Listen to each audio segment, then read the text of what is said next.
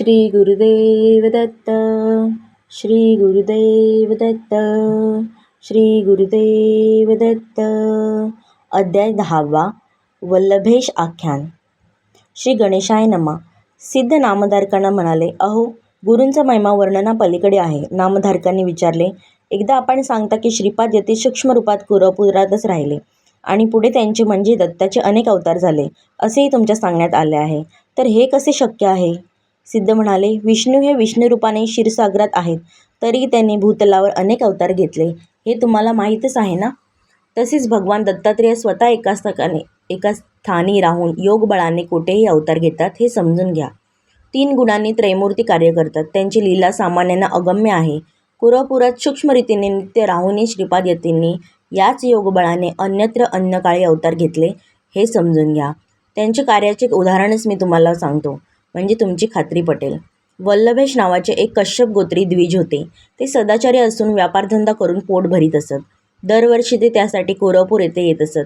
या खेपेस चांगला नफा झाला तर 1000 ब्राह्मणांना भोजन देईन असा मनात संकल्प करून ते व्यापारासाठी निघाले. वाटेत ते श्रीपादांचेच ध्यान करीत होते. गावोगाव हिंडता त्यांना मालाची विक्री करून खूप मोठा नफा झाला. तेव्हा धनाची राशी घेऊन ते कुरवपुरात जाण्यासाठी निघाले. काही चोर सभ्य पोशाख घालून त्यांच्या सोबतीने प्रवास करू लागले.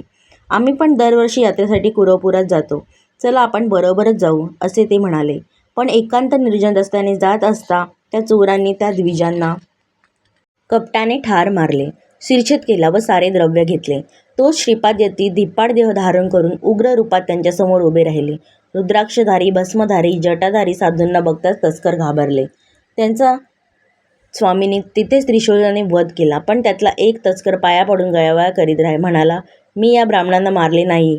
हे याला ठार मारतील असे मला काही ठाऊक नव्हते. मी त्याला वाचवू शकलो नाही हे खरे, पण मी निरपराधी आहे, मला मारू नका. त्यांचे अंतःकरण श्रीपाद जाणून होते. त्याला त्यांनी जवळ बोलावले व थोडी विभूती त्याला देऊन म्हटले, या विप्रावर तू विभूती टाक. त्या तस्करांनी विप्राचे मस्तक मानेला लावले व विभूती त्यावर प्रोक्षण केले. तोपर्यंत श्रीपाद यती एकदम अदृश्य झाले.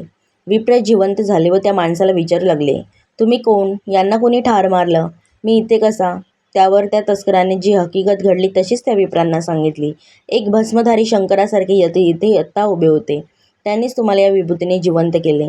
त्यांनीच त्रिशूळाने तुमचे धन चोरणाऱ्या या तस्करांना मारले आहे. त्यांचे बोलणे ऐकून हे विप्र आश्चर्य करू लागले. मग हे काम गुरुश्रेष्ठ श्रीपादांचेच असावे, असं श्रद्धेने त्यांचा कंठ दाटून आला. ते आपले धन घेऊन कुरवपुरास त्या दुसऱ्या माणसाबरोबर गेले. विप्रांनी तेथे गुरुपूजन करून 4 सहस्त्र ब्राह्मणांना भोजन दिले. असा हा कुरवपुराचा व श्रीपादांचा महिमा आहे.